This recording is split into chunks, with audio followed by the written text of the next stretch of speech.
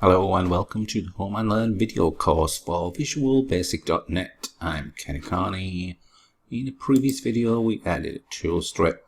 Now we're going to discuss multiple forms. Having more than one form, because it's a rare program that only has just one. So we'll create more. So to add a form to your project, click on the project menu and then add Windows Form. And Windows Form, you'll get the dialog box up. Here's lots of things you can add here. Make sure Windows Form is selected. Form and items.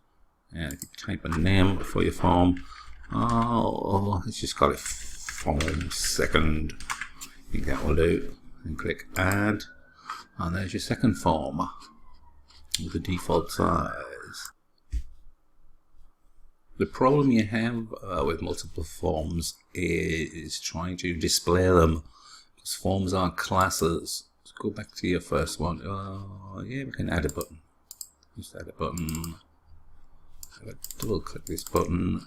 You see right at the top, Form 1 class. So it's a class. And it's the same with Form 2. I don't know Form 2. Let me just double click that. Get the code out of the way, the load event. Form Second is also a class. So you have to create a new object. You've got to create your new object here. If you want to display it, where's that button? But to display your new one, you've got to create a new object. You do dim.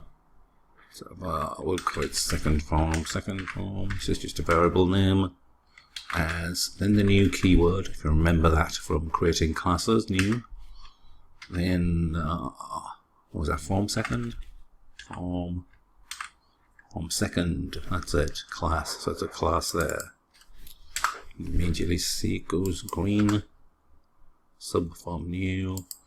And to show the form, to display it, you can do second form. So you use the variable, and you'll see there's a subroutine. I think it is called show. Show that one. Sub show.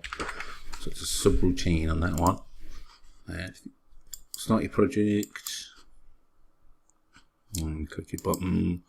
You'll see a form appearing. Form Second. The problem you have though is you can also have another click of the button.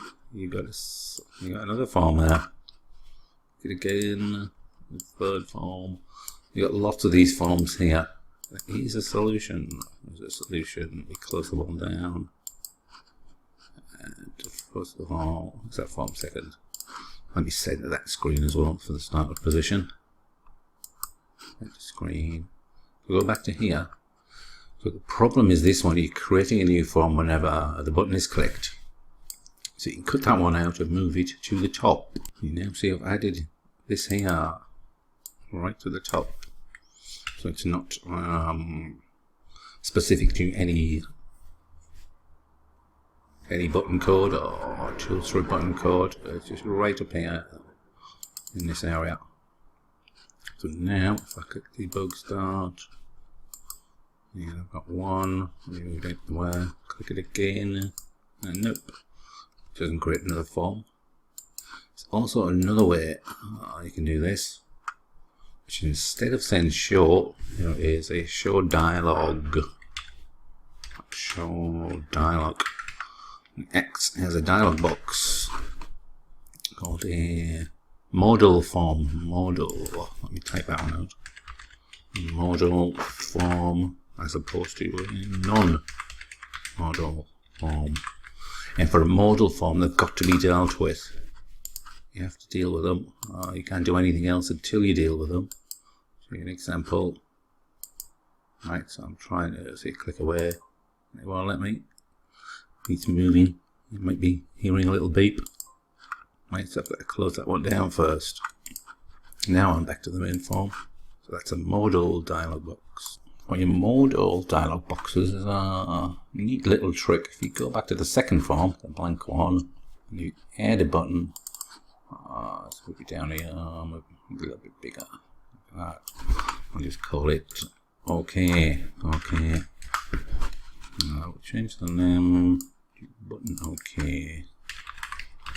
OK. Now if I double click the button, right, and this one, you can see on this one, dialog result. There's a dialog result, and then you can equals dialog result. Okay, dialog result dot.